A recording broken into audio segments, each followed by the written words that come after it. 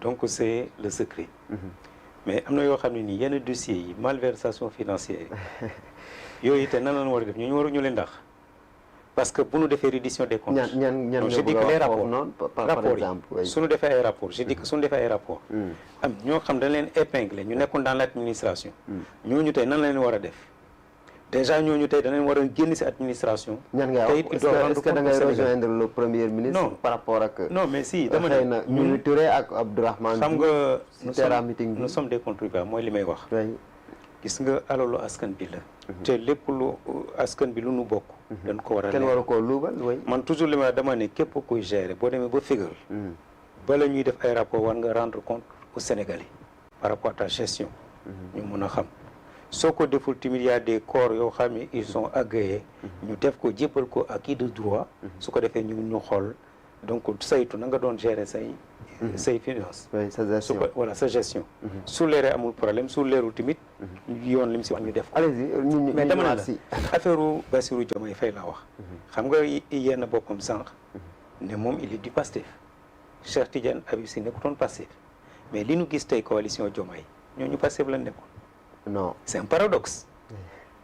ñëpp muy Mimi Touré. muy Abdourahmane Diouf ñeneen ak ñeneen. pourtant ñekku ñun Pastef. Abdoulaye Tine. voilà mais ñooñu xam na ne. dafa am koo xam mi ngi déranger muy Ousmane Sonko. donc il fallait que nag ñu def benn récupération politique. ànd ak Diomaye bon ils ont le droit mais Diomaye aussi li ma lay wax dama ne la moom moo am pouvoir jël décret. moo tànn Ousmane Sonko mais jël décret sax aussi solution la vie que. non dama ne moom laa wax. dama ne moo am prérogative. en tout cas Sénégalais yi dañ leen a far si. non dama ne dañ leen a fal si Sonko Sénégalais yi mënuñu ko folli xam nga Sénégalais. mënul folli premier ministre. non je dis que le premier ministre bu gisee ne kii day déranger. c'est-à-dire est-ce que aussi dégommer le premier ministre c'est une solution. non waxuma par rapport ak non dama ne moom moo xam. lan mooy baax si moom. mais je dis que actuellement dans leur formation politique il y a un divorce. le divorce est déjà consommé. justement voilà kii mi ngi tiré fii kii mi ngi tiré fee. donc à qui profite nag ce divorce kooku man xaw ma ko mais je dis que ak lu ma di doon. au sein de leur formation kër gu nekk di nga am jafe-jafe. mais seen biir yéen a xam nu ngeen koy lijjantee. mais jafe boobu nag duñ ko indi. si nga xam askan bi la parce que askan bi dafa am lu leen falee. li leen falee mooy lan mooy ñu fexe ba lépp loo xam ne ni bëgg askan bi la ñu taxaw si. ku ko si deful tamit ëllëg si biir amoo benn bilan boo xam ne ko war a mën a présenter les Sénégalais. man foofu lay waxee. mais nag seen problème interne. kooku ñoom seen biir la te yaakaar naa ne donc kii di président de la République. moom mi jëloon décret choisir kii Ousmane Sonko. bu gisee ne kii kat mi ngi xajamal affaire am. su ko neexoon suba soo mu jël décret génne ko foofu. très bien xam nga c'est des stratégies. oui ku nekk dafa am lu muy sóor.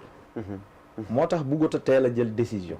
est-ce que bëggut a démissionner aussi itam teelul bëgguñ nguur trop vu que 2029 boo xoolee daw bi yëpp moom la alors que bilan li ma la gis nga y a un penseur qui disait que l'homme d'État pense aux générations futures mais les hommes politiques wala le politique pense un homme politique pense à l'élection future ñii wan nañ ñu ne vraiment c'est des hommes politiques.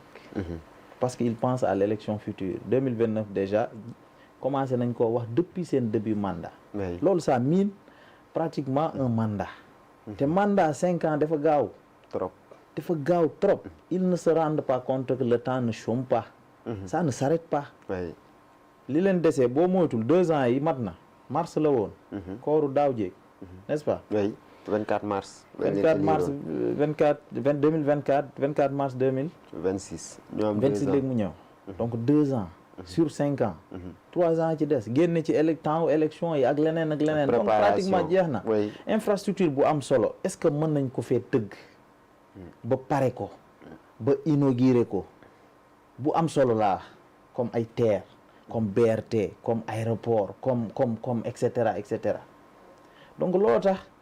dañuy continuer di piéger seen bopp en réalité est-ce que tamit nekkul ne loolu moo commencé sonal le président de la République mu xam ne si on continue comme ça on risque de ne pas faire un bilan en 2029 moo tax moom it mu bëgg a jël sa responsabilité en main jël ses responsabilités c'est-à-dire def ordre ci biir li muy def parce que man je ne peux pas jusqu'à présent je ne peux pas comprendre un premier ministre boo xam ne à chaque fois président de la République bu génnee moom il trouve du temps moom it mu génn soit mu def live wala mu dem vers Saloum wala mu dem au sud wala et cetera président bu defee lii yow à kulli le soir wala le lendemain yow it foog nga def dara loolu suul boobu finalement loolu xam nañ ne du yàgg man loolu surtout man moo ma ci parce que xamuñu ko woon ñoom ñoo ko inauguré ci seen régime un premier ministre il se place juste derrière le président de la République di ko exécuter son programme di ko exécuter sa politique Diomaye mayu ko vu que moom moo ne woon 16 bi bul ko non bàyyi li yooyu c'est révolu c'est fini loolu wax la woon au début xam nga les contextes changent justement oui Diomaye mooy Sonko mooy Diomaye est-ce que tey ji est-ce que tey ji loolu ça continue non ça ne continue plus amatul te un président de la République du mbokk du xarit du mag du rakk du baay du yaay un président de la République c'est-à-dire leneen la il faut que nit ñi xam loolu tamit du xarit léegi man jàpp naa ne aussi bokk na ci problème yu rëy fi nga xamante ne mooy élection législative juste après la présidentielle foofu comme que coalition moo éliroon Bassirou Diomaye Diakhar Faye mais logique pour logique coalition boobu moo waroon a continuer dem élection locale législative bu ko defee ñoom ak seeni alliés ñu séddoo député yi ñu ànd liggéey ñoom ñu nekk ku nekk gis ci boppam ñu nekk à l'Assemblée nationale mais quand un premier ministre dit que ne seen coalition boobu nekkatul en tout cas amatul Pastef la ñuy demee élection législative député bépp bu ñu am Pastef lay wuyoo où sont les alliés lu mu bon parti boo ci jàpp même bu dee TC télécentre la mais indi na au moins 20 personnes wala 10 personnes sa famille ñooñu est-ce que dinañ kontaan ci loolu duñ ci mën a kontaan après ce problème là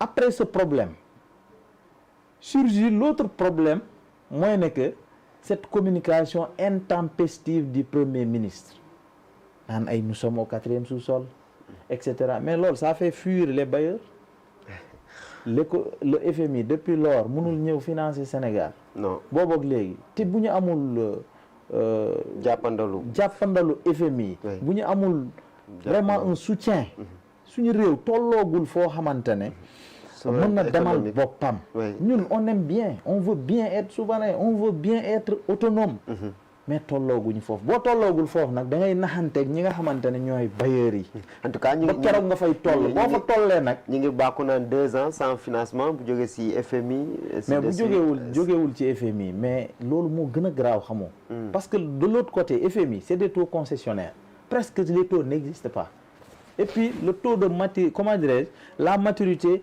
elle est longue les taux sont presque nuls bu dee FMI la sur 30 ans sur 10 ans sur 20 ans etc.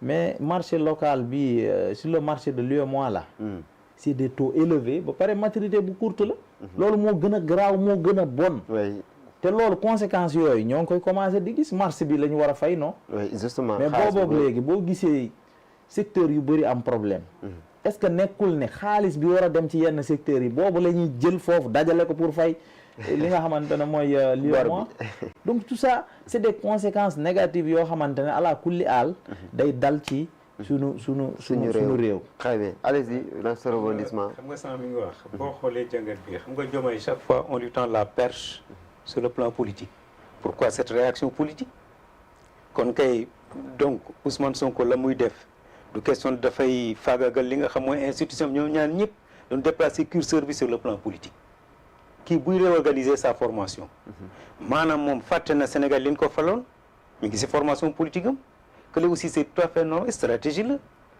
kon ba léegi ñoom ñaar politique la ñuy wax parce que dañu déplacer curseur bi nekkatuñ si état ñi ngi si seen formation politique Diomaye fee mu nekkoon démb nekk fa en tant que président de la République dafa nekk en tant que est-ce que loolu yoon la non moom laa lay wax ma ne la moom laa lay moo tax ma ne la waruñu dut Sénégalais bu fekkoon fi doon xaaree lépp a ngi dox sax ñu ne waaw mais Sénégal dafa fi doon xaaree le président maanaam kii bu la tendre la perche sur le plan politique yow nga doxal état doxal say institution bu boobaa ñu xam ne ce premier ministre kat fi nga koy woo pour mu donc exercer ay fonctions defu ko mais chaque fois tu lui réponds sur le plan politique donc ak say adversaires foofu laa ne ñoom ñaar ñëpp dañu déplacer le curseur seen wax yi yëpp sur le plan politique la mais ba léegi nekkul sur le plan étatique sur le plan institutionnel beneen mbir bi wax na sànq FMI mais on a donné la bonne communication la bonne information c'est tout à fait normal xam nga état boo ko hérité wala yow boo buñ la joxee benn fonction bala ngay def dara da nga saytu ki fi toogoon nan la yore mbir mi bi ñu ñëwee gis nañ fi ay affaires yu jégg dayoo mais c'est tout à fait normal que ça soit clarifié d'abord parce que loolu mooy sagesse clarifier ne lii kat moo fi am lii la léegi nag ñële aussi lan ñuy imposer un plan de redressement mais redressement xam nañ conséquences yi mais mënuñu ko d'accord ñun restructuration lañ bëgg mais on ne va pas subir un plan de redressement. est-ce que loolu taxul quand même li mu wax nii c'est très important tegaguñ dara lu tangible mais loolu c'est normal loolu c'est normal parce que dama ne la bilan la aussi la Sénégalais est-ce que bu fekkee loolu continuer dina leen joxaat bu ñuy xam nga man li ma gëm mooy li may wax même nga fel ma wala nga ñàkk moo falaat mais li fi nekk nañ ko wax xam nga doomu aadama yàlla mooy joxe nguur mais est-ce que aussi dama lay wax dama ne toll nañ fu ñu xëy na moom la ñuy ñaan buñ sañoon dama ne dañuy souverain xam nga le développement est endogène xam nga li ñu war a mën a bàyyi le développement est endogène le développement n'est pas exogène on doit compter sur nos propres ressources donc on doit dañu war a dooleel ñi nga xam ne nii mooy sunu donc les investisseurs nationaux local donc ñooñu lañ war a xool d'abord FMI c'est donc yàgg na jàppale état yi mais pour mu jàppale dafa am si base yu mu kii parce que dana xam yow alal ji mu dugaloon mais noo ko dépensé il faut ñu saytu ko suñ demee nag ba nga xam ne ni ñoom am nañ lu leer suñ lay mën a accompagner ñu accompagner bu la mënta accompagner la ah ñun que recommandation yi la leen di jox su ngeen si mën a tënku alhamdulilah su ngeen si mënta tënku nag ñu tey suñu xaalis raison bi loolu moom comme ni nga ko waxee sànq aussi taux yi dafay élevé loolu aussi est-ce que solution la par rapport ak waaw mais dama ne la loolu lépp tey yaakaar naa ne ñoom ñi nekk fii danañ ko sóoraale mais dama ne reddition des comptes c'est tout à fait normal oui loolu moom ala kulli dafa war a mën a am donc ñu saytu ba xam ndax ñii lan leen joxoon jaaral nañ ko yoon wala jaarul yoon alal ji fi mu dugg sénégalais bee ko moom war nañ ko mën a xam très bien voilà loolu nekkul dossier boo xam nañ ko war a mën a politiser mais je dis encore une fois li fi xew donc sur le plan politique la ñoom ñoo déplacé curseur bi ñoom ñaar mu nekk seen formation politique am nañ si sañ-sañ léegi nag citoyens yi dafa am fu leen di xaar maanaam je dis que ñu ngi xaar un bilan pour ñu présenter ñu ko fii ak 2027 wala 2029 léegi nag bu boobaa sénégalais ñuy jugé très bien mais ñoom seen i problème interne ñoom la considéré voilà merci beaucoup peut-être ce rebondissement mais surtout aussi président Bassirou Diomaye Faye oui il a senti la nécessité de réchauffer de renforcer sa coalition c'est parce que Pastef mi fi ne fait pas son affaire man loolu laa jàpp parce que si Pastef faisait son affaire moom du soxla vivifier sa coalition pour mu am appareil à côté li ma la wax rek gis nga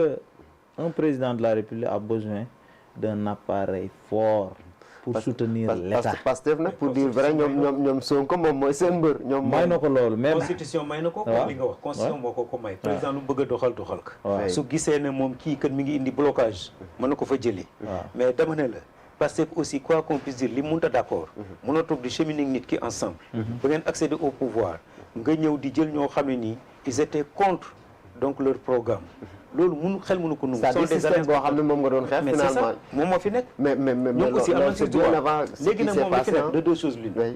maanaam gis nga doomu aadama je dis que quand un couple bat de l'aile mais li si des mooy divorcer. très bien allez-y. man je pense que le président de la République moo war a jël décision boo xam ne nii xam ne man comme problème bi toll na fii damay jël samay responsabilité à main ma jële fi kii teg fi keneen doxal sama formation. très bien allez-y. pourquoi defu ko. effectivement loolu mooy sagesse bi. effectivement. c'est ce qui est sage pour moi. loolu la mais la réalité est que c'est sûr et certain que y a des points yoo xam ne de désaccord yoo xamante ne peut-être waxtaan nañ ci ba jubawuñ ci moo waral lii yëpp am cette